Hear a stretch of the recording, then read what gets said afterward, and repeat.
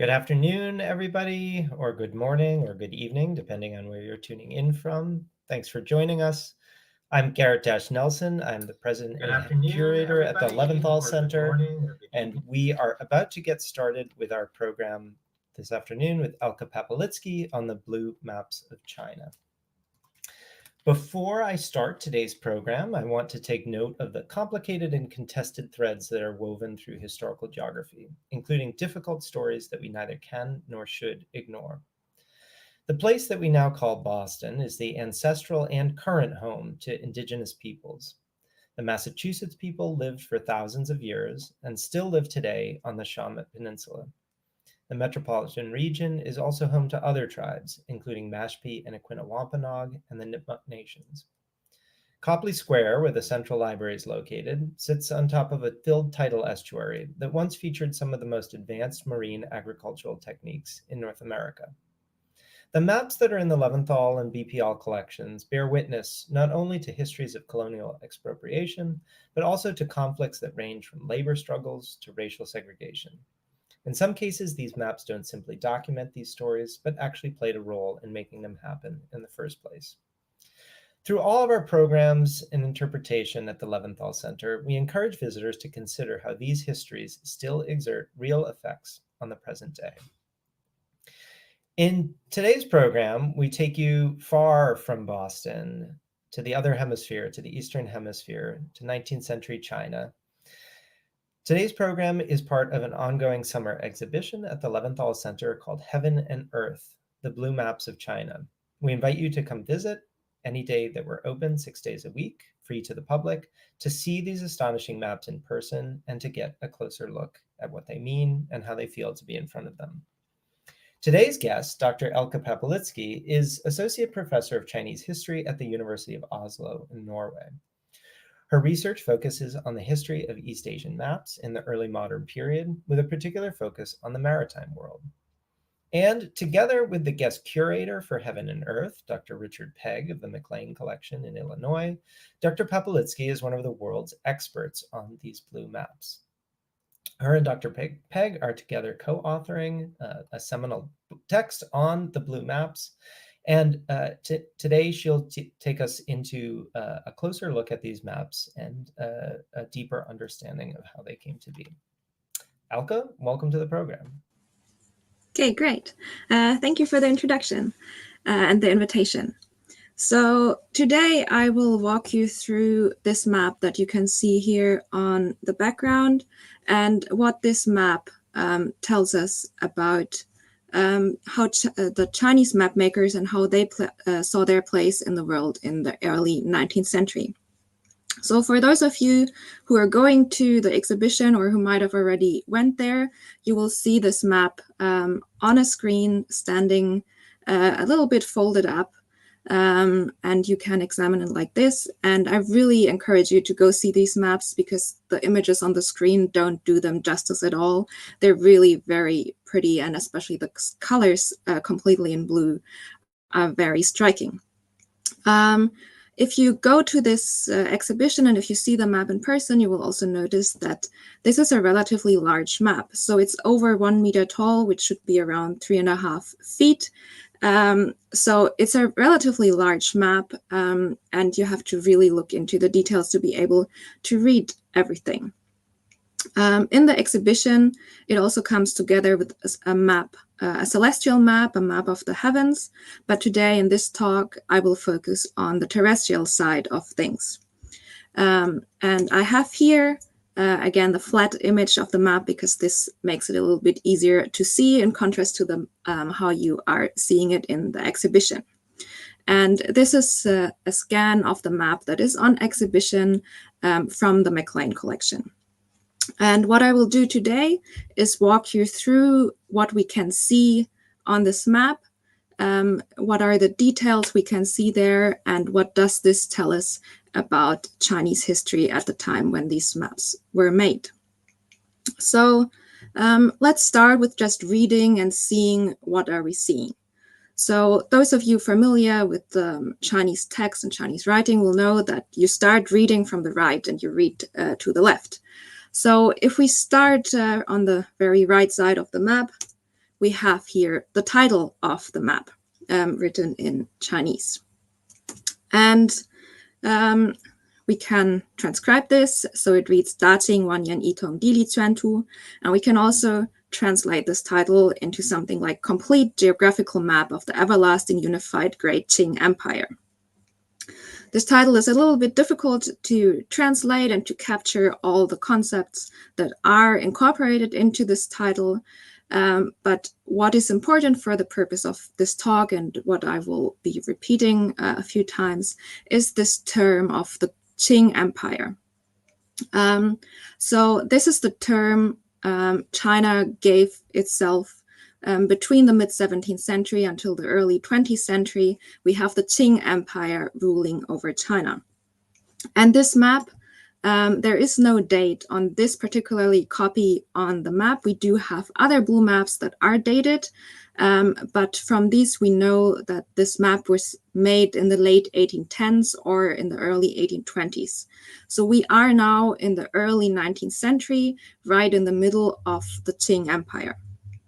And the Qing Empire, the ruling elite of this empire were not ethnically Chinese people, but were Manchus who ruled over China. And this will become relevant again later. But in any case, what we can take away from this title already is that this is a map that tells us in the title already that it is supposed to show the great Qing Empire, and that it is also an everlasting and a unified Qing Empire. So it also shows some concepts of statehood in the title. If we continue reading the map, we can also, there's also a short introductory text right below the title, which gives us a little bit history of the background of the map and why it was created. And basically it's saying that in the last decades, the Qing Empire has expanded. And because this empire has expanded, there was a need to make a new map.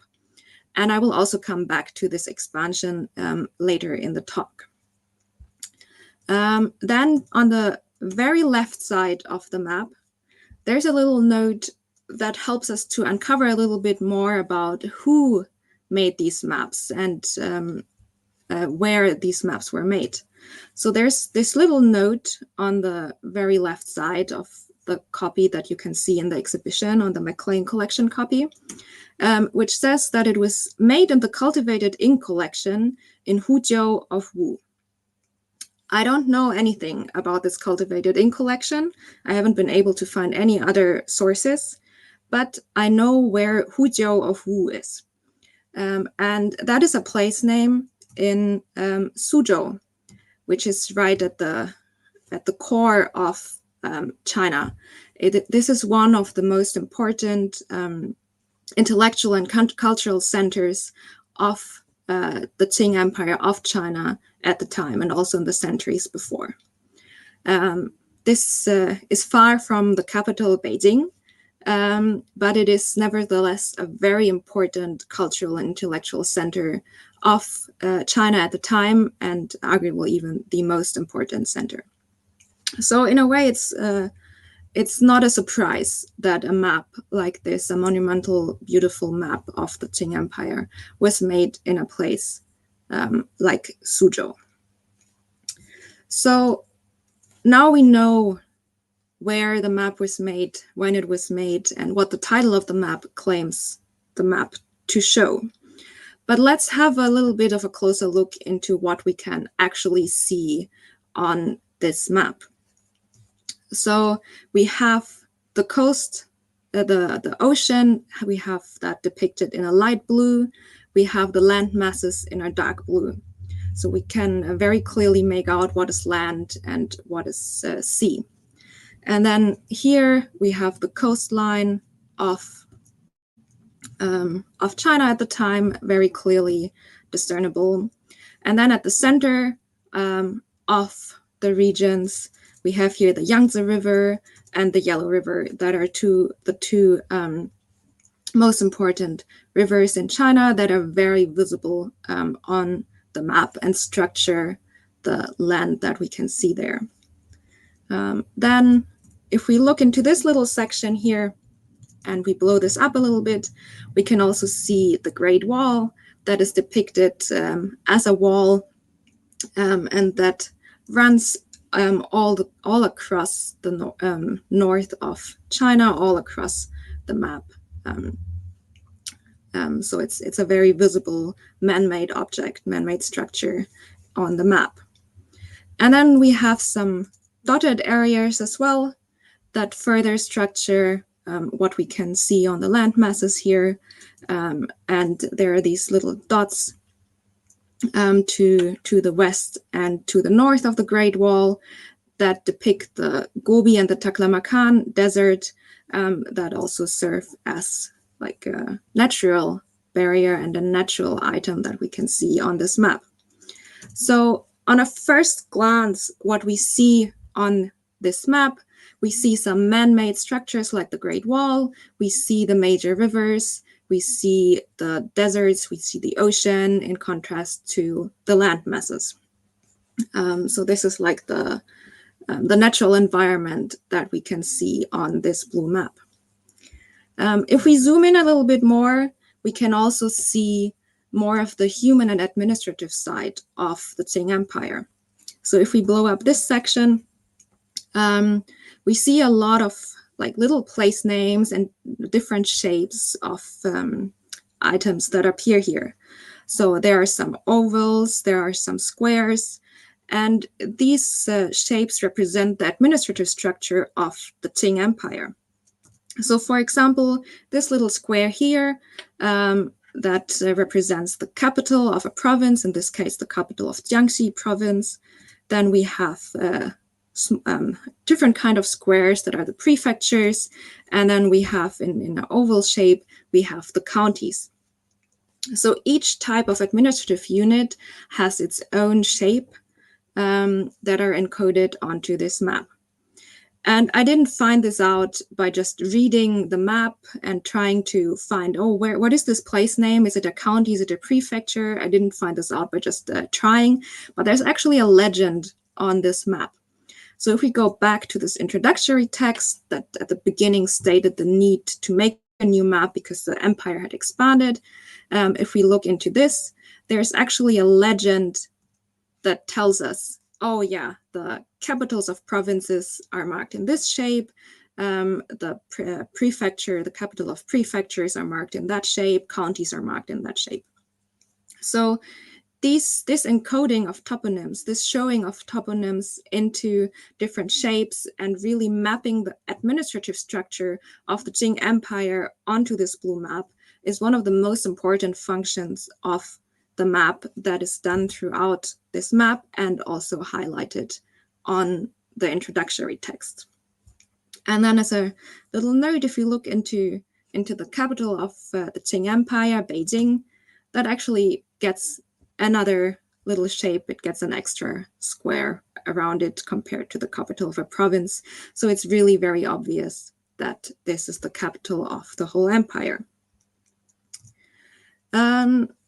So now we know what we can see in terms of the Qing Empire. We know there's the administrative structure mapped onto this blue map, but there's some stuff going on the margins of the map as well that tell us more about how the Qing Empire saw itself in the world in the early 19th century. Because it's not only the Qing, not only China that is mapped on these blue maps, but we do have some surrounding areas and countries as well. So here, for example, this little node here is Korea. And if we look closely, we can see there's a lot of text. So Korea is basically the description of Korea. We can find it more or less at the location where Korea is located. But for the most part, Korea is shown by text. There's a long description that tells us about the history of the relationship between Korea and the Chinese states. It tells us how far Korea is from China. And it tells us that Korea used to bring tribute to the Chinese states. So it really talks about the relationship between China and Korea. And this kind of information we can find not only for Korea, but over here to the north there's also a note on Russia. We have a few European countries on the very left side of the map in the ocean over there. We have a note on India. We have a note on Thailand. We have various places that are now part of Vietnam. We have a note on the Philippines. We have here the Ryukyu Kingdom, which at the time, which is now Okinawa and part of Japan, but which in the early modern period was an important kingdom as well that had relation with the Chinese states. And then we also have Japan. And these notes, the function of these notes really is to tell the reader about the relationship between the Qing or any Chinese state and these other places. So it's always about, especially for Russia, Vietnam, and Korea, about the history of the relationship between China and these places, and that these places contribute and from where they came into China. And it's also an historical account. So this is not just about the current situation in the early 19th century, but it brings us through history and constructs this idea of a continuous relationship between these places and China.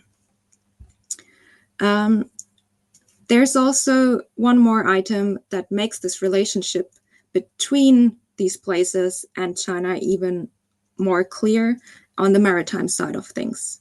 So along the coast of China, there is a little white line which depicts a sea route. And I will show you here one little section where this is a little bit more obvious. So within the waves, there's this white line that passes through the waves. And I drew it here on yellow for you as well to make it a little bit easier to see. So basically this line, it starts in the north, in the waters close to Beijing, and then it connects all the places in Southeast Asia with this sea route. And it makes a very clear statement about the relationship between China and these other places. So this sea route, in relation with all these notes around China, really show that show this image of a China in connection with other places. So China is not alone in the world. On this map, China is the center, but it has very close and very important connection with these other places. And these connections are shown both through words as well as through this sea route. But at this point, we have to ask ourselves, what actually is China at this time? So I've already mentioned at the very beginning of this talk that we're talking about the Qing Empire and that we have a Manchu ruling elite, so a non-Chinese ruling elite over China. And this relationship becomes also important to understand some of the other areas that we are seeing on this map.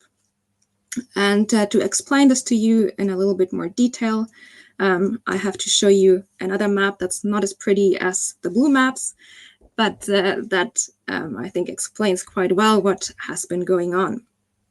So we have here in this light yellow areas, we have the core of the Chinese regions. This has been China even before the Manchu conquest.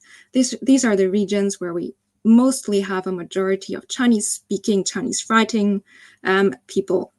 And these are these yellowish areas. Then the Manchus, they also have their own homeland, which is marked here in the light red color. So from there, the Manchus came and conquered in the course of the 17th century, conquered China and established the Qing Empire. But after after having conquered the core of China in the course of the late 17th and 18th century, the empire expanded even further, and something that is also alluded to in the introductory text of the map. So we have Tibet, we have Xinjiang, we have Outer Mongolia, that all get incorporated into the Qing Empire, and Taiwan as well. So, and if you compare this map with the modern borders of the People's Republic of China, you also see that this is much more expansive than the People's Republic of China today. But much of like Tibet and Xinjiang that are now part of the People's Republic of China were incorporated into the country at this point in time. So we are now suddenly dealing with an empire that is ruled by non-Chinese people, that rules over Chinese areas, but that also includes other parts that haven't been part of a Chinese state for a long time, that became part of China in the course of the late 17th and 18th century. And this is also very clearly reflected on the blue map. So if we compare what we are seeing on this map here, in fact, these light yellow regions that are like the core of China take up the majority of the blue map. So all these encoded toponyms, all these little place names that show you the counties and prefectures and provinces, this is for the most part all from these core regions of China, and then they are surrounded by these non-Chinese regions. So the question is, what about Xinjiang? What about Mongolia? What about Taiwan? How do these places appear on the map? And you might think there's not a lot of space left to actually show these places if like the majority of this map is already based on these core provinces of China. And these places do appear, and they reflect this difficult history of being incorporated, of being conquered into the Qing Empire in the course of the late 17th and 18th century. So if we look at Taiwan, for example, so this island here is Taiwan, and if we blow this up, we can see here that there's like a square, there's a prefecture that marks this as one of the administrative units of the Qing Empire, and indeed Taiwan was made into a prefecture after being incorporated into the empire. But there's also a little text here in the same style as we have all these texts and of these regions, of these non-Chinese regions that surround the Qing Empire. So for places like Taiwan, we have both the encoded toponyms as well as these descriptions that tell us about the relationship and places. And the same is happening in the case of Xinjiang. So here's the region on Xinjiang, more or less. And we have, again, we have here prefectures, we have counties, and we also have these texts that show a previous step when these places were not part of the Chinese Empire yet, when they were similarly treated as Russia, Korea, Vietnam, and so on. So what does this map tell us about China's place in the world? First of all, it's a map that really focuses on the administrative structure of the Qing Empire. So the main part is all the counties, all the prefectures. And after the conquests of Xinjiang, Mongolia, and Taiwan, these places were incorporated into the territory, and these places were also added to the map as such. And if we look at the timing of what was going on, what we can see on these maps, this part of the map is extremely up to date. So the map makers in Suzhou, they had very detailed information. They had information on what was the administrative structure at the time. And this was brought up to date. If there were changes in what is a county, what is a prefecture, this was added to the map, and it is very up to date to the early 19th century. And then we have these regions surrounding the map, like Russia and Korea and Vietnam and Japan.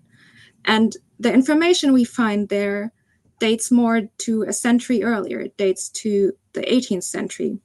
But it focuses on a continuous relationship between the Ching and these places. And then we have these in-between places that have been conquered in the 17th and 18th century, where we can still see a reflection of these only being incorporated shortly before the maps were made. So we have here a document, a map with multiple layers of temporality, but that firmly shows that the Qing Empire was part of a wider world and did not stand on its own. Thank you. Thank you, Dr. Papelitzky. This was excellent talk, even for those of us who have been sharing space with this remarkable map for the past month. It still has incredible detail that we're continuing to discover. So I want to welcome to the broadcast Dr. Richard Pegg. Dr. Pegg is the head curator and the director of the McLean Collection in Illinois, from which we are borrowing the map that you see on the screen right now for our exhibition at the Leventhal Center. And Dr. Pegg is also, together with Dr. Papelitzky, one of the world experts on this particular corpus of materials. So we're going to take a little bit of time for the three of us to be in conversation with one another. But I do want to note that for those of us, or those of you who are tuned in on either Facebook or YouTube, you can drop questions in the comments section at any time. We'll have dedicated time for question and answers towards the end of the program. But if you hear anything that you're curious about, feel free to make a note of it at any time. And I actually would like to highlight one question that was already dropped in from Jean or Jean Jure, who was asking a fairly straightforward question. What is the date of the map? Elke, I'll let you field that, and then we'll jump into the conversation together. Yeah, so we don't know exactly, but sometime after 1815 and early 1820s. Great. So I want to maybe prime the conversation by asking both Richard and Elke how you began to sort of recognize some of the unique symbolism or symbology in this map. Elke, you talked extensively about the encoded toponyms. Richard, we've of course highlighted those in the physical exhibition as well. When did you start beginning to realize, as you studied this map, that there was a visual language that corresponded with the Qing administrative structure?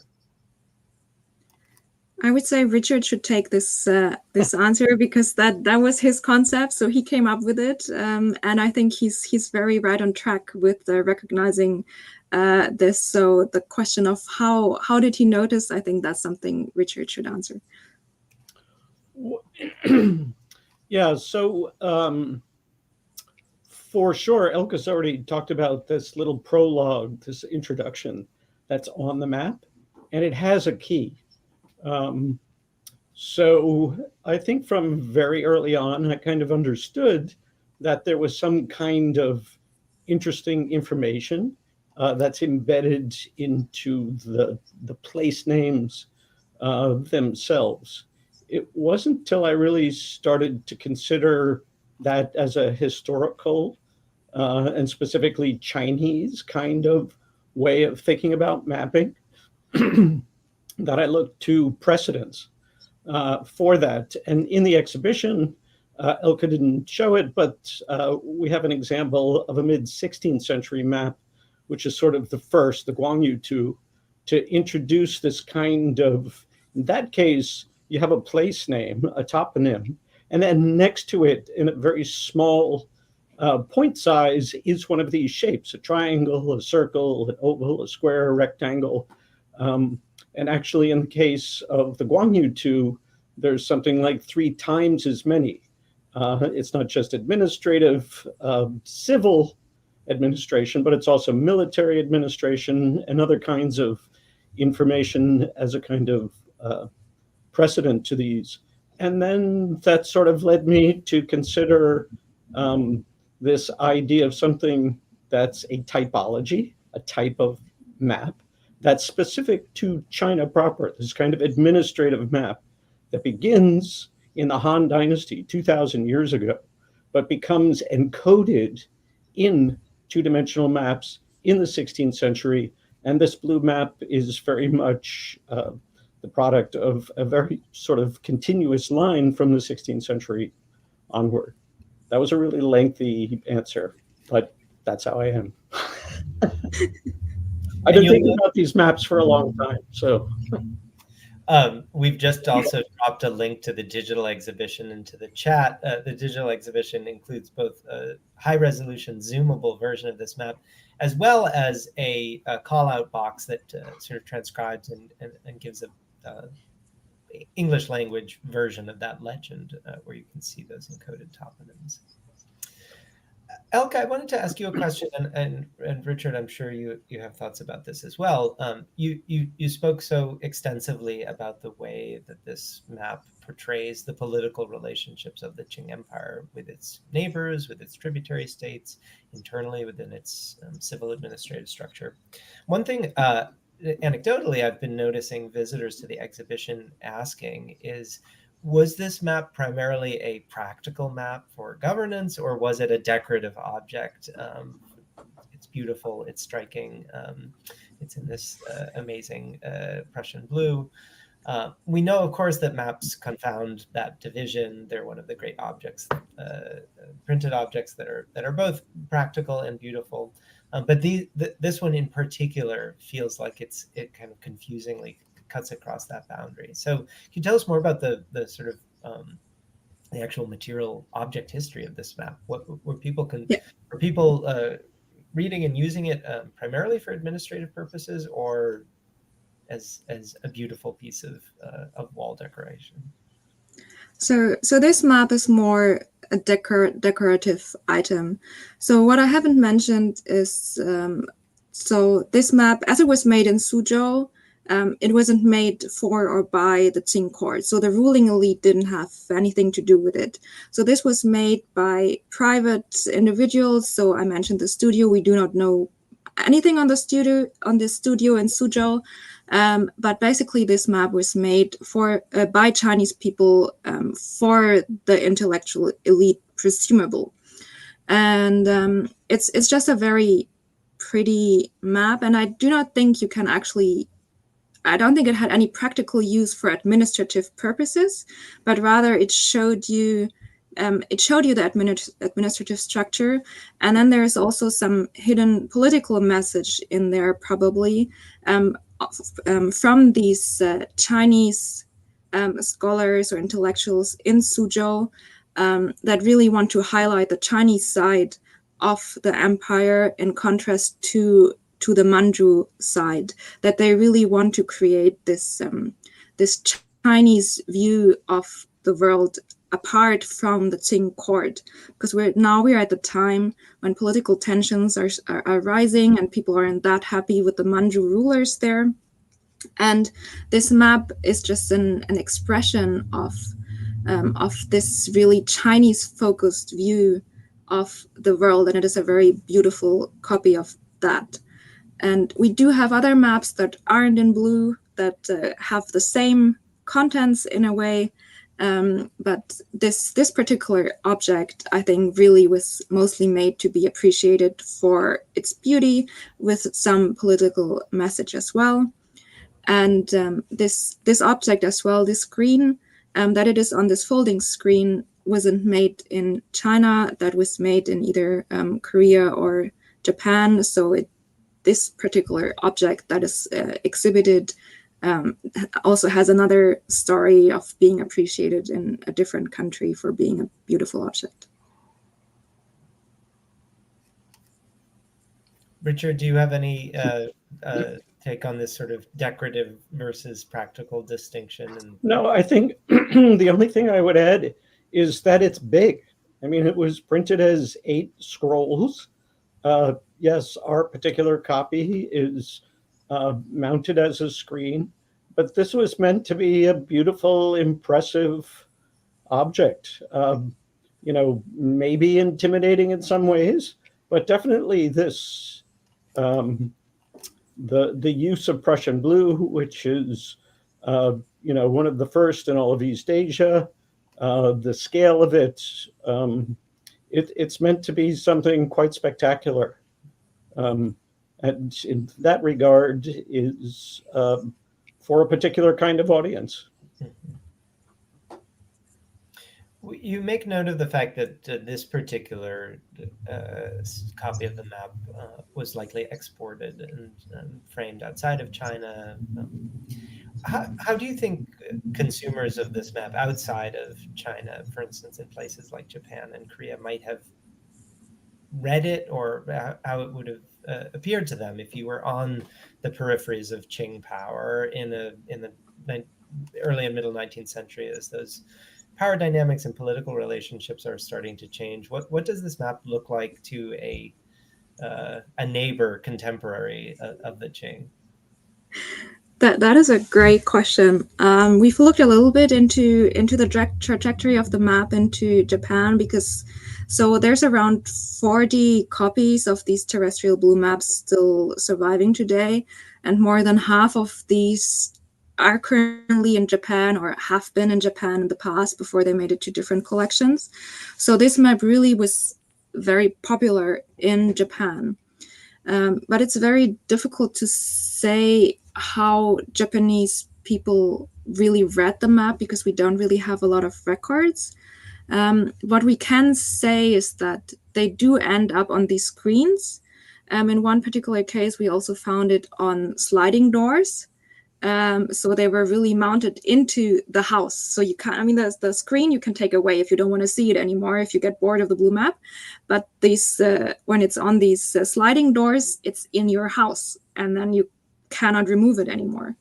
And that to me really is an indication that they were really decorative objects, that they were appreciated for being in blue, for being large, as Richard also mentioned, that they're really very pretty objects. And I think the fact that the Qing Empire is on them might be secondary to the fact that they're really, really beautiful and intimidating in a way as well. Can I ask another question about temporality, which of course you raised in the talk? One thing that I find kind of curious about this map, and in a way it proceeds from the first question about when was this map made. Certainly in Western cartographic tradition, administrative maps that are sort of understood in a sense to have a kind of out-of-date nature almost as soon as they're published are usually dated on the map itself, right? A map of X territory as it existed in such and such date. It's curious from that perspective to see a map like this, which does not have a date printed on it.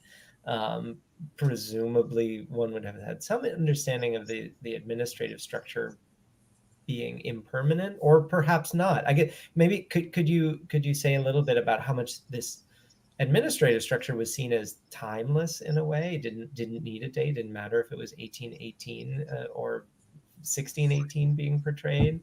Would the creators and the readers of this map have understood that very human structure, historically specific structure of the Qing state, as how would that have related to the time in which the map was made?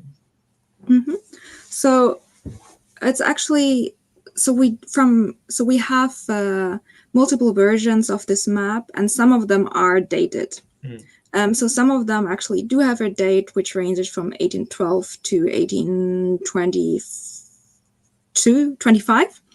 And if we compare these editions, the internal structure of the Qing Empire, these administrative units, they do reflect the changes. So especially around 1820, a few of the counties, they got like upgraded or degraded to a different administrative structure. And we can see that on these maps. So there really was a care into keeping the Qing Empire up to date for most of these editions. There are a few that didn't do it, that are of slightly later date, but more or less the Ching administrative structure, there really was an attempt to keep this up to date as far as possible.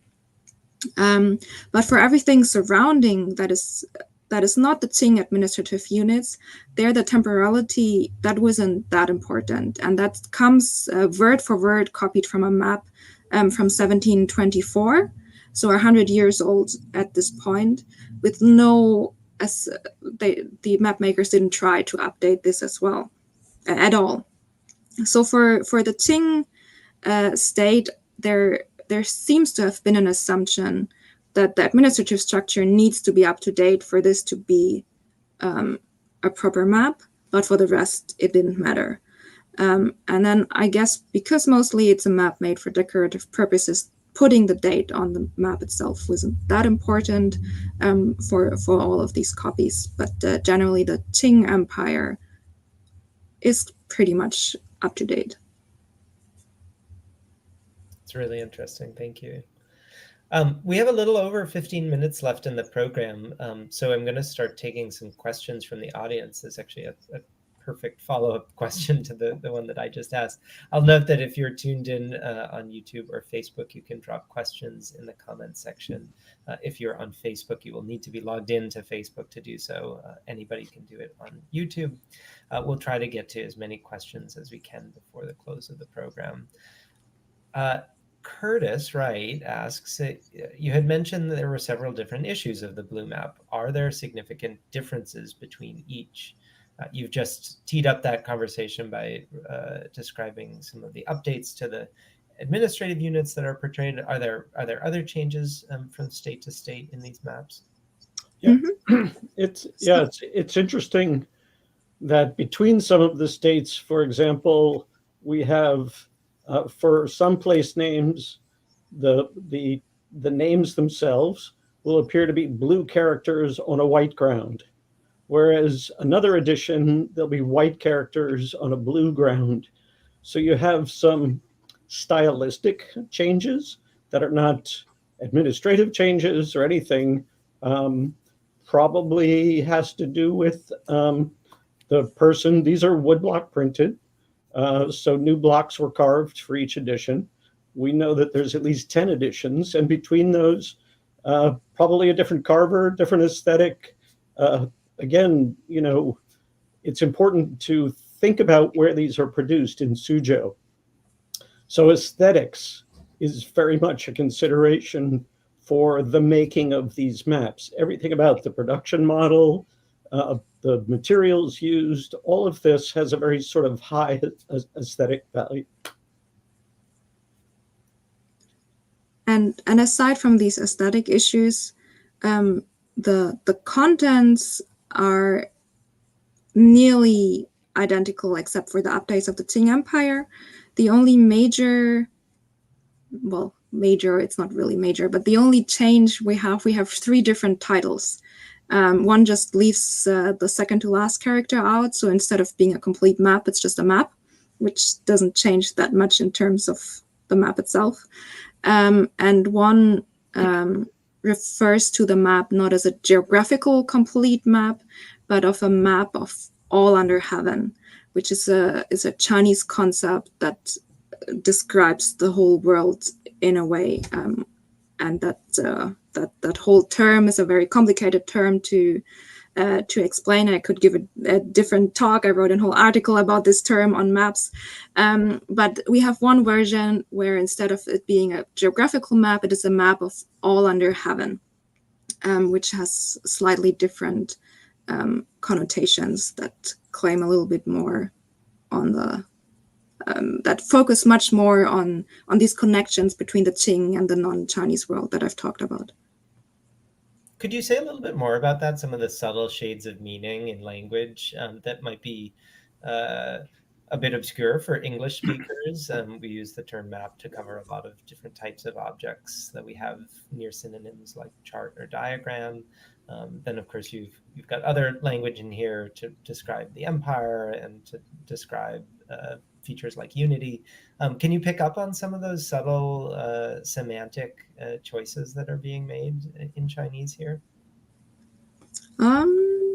So a lot of these terms are basically, so the unified, for example, that is a term that we see also going back for centuries. So we don't only just have the unified Great Qing Empire, we also have the unified Ming Empire that came before the Qing. So that has been a term that describes basically the state in a way. So these terms that we have in this title, they're really ways of self-description. So we call China China, but at that time they didn't call China China, but they called themselves the Great Qing, for example. And these terms are just the political terms to self-describe. And the most interesting term maybe in this title is the term Dili, so for the geographical, which I have described as geographical, which literally means something like patterns of the earth.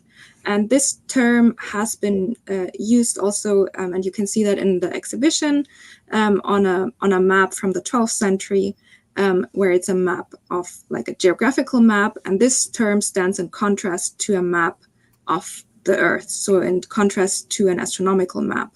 And this is also something we see here with the blue maps, that we have the terrestrial map in a pair with the celestial map. And this term of Dili, the geographical one, that really also highlights that there should be the astronomical side of it as well.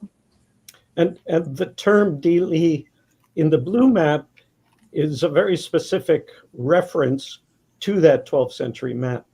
And the introduction to one of the celestial maps tells us specifically that this is a reference, and this kind of reach out to the past and updating it in the present is a kind of paradigm, a kind of construct that's very Chinese in its consideration, that you kind of search to the past to think about a present moment, and then using that as a kind of bridge to enable understanding the present moment in a sort of longer trajectory. It's something we're familiar with, and at the same time, something that we want to update and modify slightly. And so this is one of the characteristics in the title, this specific use of the term Di Li, as opposed to, for the most part, Tian Shao, although we have the one example that uses this all under heaven, which is more in line with a kind of political, a general Qing political use, this term Tian Shao. And Elke has already referenced, she's written this really wonderful article that really teases out what's happening in the Qing, that even this term Tian Sha, sometimes it means sort of Qing China, sometimes it means the whole world, and there's this kind of ambiguity and this kind of play that's constantly happening over the course of the 300 years of the Qing dynasty, and was an important concept to sort of differentiate and to focus on. So a really valuable, not to pat each other on the back, but a really important term to be understood for more general audiences when you just see the title. Yeah. And the terminology, which goes back to your question, Garrett, that these kind of binomial terms that are embedded have different historical trajectories and are used specifically in this map with a particular agenda to accomplish. Yeah. And it's such a great prompt, even outside of the context of this map, in European American traditions, in other world cultures, to really interrogate this relationship between map making, visual representation, and ideas about politics, sovereignty, territory. We could, go on and on about examples of that in different cultural and historical contexts. And I hope our audience members who are more familiar with the Euro-American world can think of some similar examples of both semantic and linguistic and representational slippages between what we're looking at and what we're referring to. There's another question that also asks about some cross-cultural comparisons. Gaurav asks whether any similar maps are found in India, either at the same time or earlier, and then follows up with a more general question about how you would compare Chinese versus Indian map making. That is an excellent question. Mhm. Unfortunately, I do not know much about Indian map making. That's a very big question mark. I don't know if Richard knows a little bit more about Indian maps, but unfortunately, I don't know much about those. Yeah, as a kind of comparative. So in some ways, this kind of administrative map with these encoded toponyms, this is very Chinese, and we really only see it in sort of East Asia. We see a kind of spillover into Korea, and they sort of modify it in their own way. And then in Japan, it becomes even more sort of diluted as a visual kind of presentation and map making. So I can tell you for sure that in India, they don't have anything like this particular kind of map making, but they have, their own sort of indigenous traditions. For sure, in terms of use of color, lots of color is used. We also have, it becomes a bit complicated when you talk about 19th century map making in India, because this is the period when the British begin to take over parts of India. And then ultimately by the 1850s, the Raj is created. And so you have all of these influences that are very much about European map making traditions that are introduced into locally made and produced maps, when in fact they're being produced from a British sort of perspective. So it's a bit complicated for the 19th century to be able to do a kind of comparison between Indian map making and the sort of Ching map making without going into too much detail. I might add, it's certainly far afield from this early 19th century question, and is not in any way an analog to this particular set of maps, but in a earlier Leventhal exhibition that we ran in 2021 called Bending Lines, we talked about how modern states sort of create their territorial identity through the process of map making, and we actually shared the contemporary 2020s Indian National Survey map of India, which is juridically required to be used, the official borders from the Indian state's perspective of what the Indian state is shaped like, which of course is a highly contentious geopolitical question. You might imagine some of the kind of similar attempts to construct a administrative unity that are on display in a different manner in this map of the Qing Empire. For instance, we don't see borders displayed in the same way in this early 19th century map, and yet some of those that project of depicting a unified territory are the same. Yeah, it occurs to me actually, Elke talked a little bit about the maritime connections, mm-hmm. and a lot of these sort of British Raj maps that are produced are about the transportation of and movement of goods. And so things that are produced in India that are imported into India. So we have these maps that include the shipping routes, the railroad routes. So by the mid 19th century, we begin to see a kind of railway, and quite often these maps will connect London to Madras or to some other part of India, and there'll be little cartouches that talk about it takes 32 days. And then, 50 years later, it only takes 20 days because they've created some railway connection across Central Asia that's enabled a swifter passage. But maps that include this kind of information about trade and movement of natural resources, finished products, etc. I would say in 19th century, across the boards, European, Asian, lots of these maps are considering these routes, which in many cases have been around for thousands of years. It's just that it becomes this new consideration when we get this kind of 19th century construct of nation state and its relationship with the greater world around it. We probably have time for maybe one or two more questions before the top of the hour. So if you have any questions, final questions that you'd like us to consider, now's a good time to drop them in the comments. I will note that this conversation is being recorded and it will be available after the program on the Leventhal Center's website, as well as on our YouTube and Facebook channels, and you can return to it there. Maybe we'll take this question from either Jean or Jean. I apologize, I'm not sure how to pronounce your first name. But Jean asks or reports that this map doesn't really follow a Chinese approach to map prior to the 17th century and thinks that it definitely is drawing on a Western tradition. Maybe the two of you could react to that. Certainly the use of the Prussian blue color is one example of a European influence on this map, but maybe say more about the adoption of European cartographic techniques in China at this time. So this map, basically, Richard and I, we can trace the whole way of making this map back to the 12th century China, and we can see a continuous evolution of how the map was changed, how the areas and how to make the map was constantly brought in line with the newest developments of the changing state and of the newest map-making practices.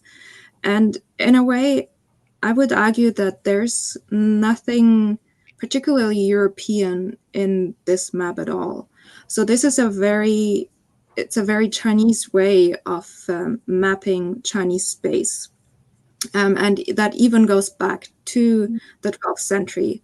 And then in the early 19th century, this is what we end up with. So this is we have other maps produced at the same time that show much more European influences than this map does.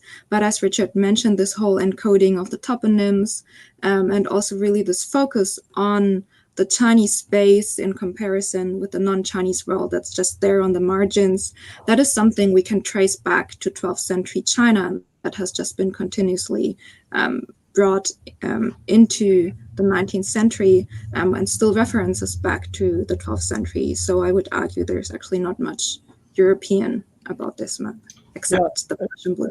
The other thing I would point out is that a 19th century European map would be correct to scale, and this has no uniform scale. All of the place names and the toponyms are relational. So the distances or the relative distances that you see depicted on the map proper are not to any kind of scale. It's, one place might be south of another place and another to the west, but the difference between them visually could be exactly the same. One could be 100 miles away and one could be 10 miles away. There is literally no uniform scale to it, and this is a huge difference between an equivalent European map of the 19th century and these kinds of this typology, this administrative emphasis on a map like this within this Ching, depicting sort of the Ching Empire in what Elke and I argue is a very Chinese way and sort of uniquely Chinese. Great. Well, we're just about at the top of the hour. So before we close, I want to say a couple of things. First of all, these maps are amazing on a computer screen, but they're even more amazing in person.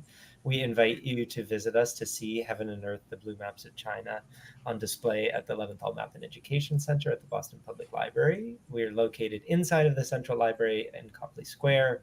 The exhibition is open free to the public 6 days a week, every day except Monday through August 31st. So please pop in if you're in Boston to see these maps on display and to get even closer into them. They are spectacular. Yes. Elke and I were just in Japan and we saw 6 more.